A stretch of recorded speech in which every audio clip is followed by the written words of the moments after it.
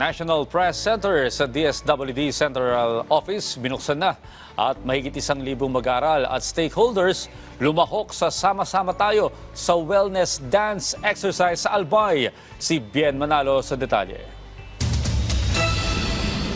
Sa layong palakasin ang media relations at information dissemination ng Department of Social Welfare and Development o DSWD, binuksan na ang new press center sa central office ng ahensya.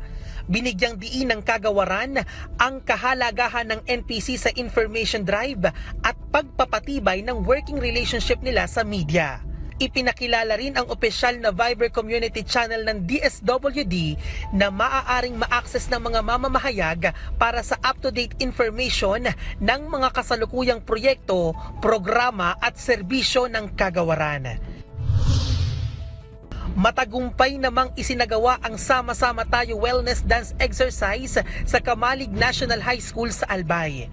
Alinsunod ito sa DepEd Regional Memorandum No. 415 hinggil sa implementasyon ng Wellness Campus Program sa lahat ng elementary at secondary schools sa rehiyon.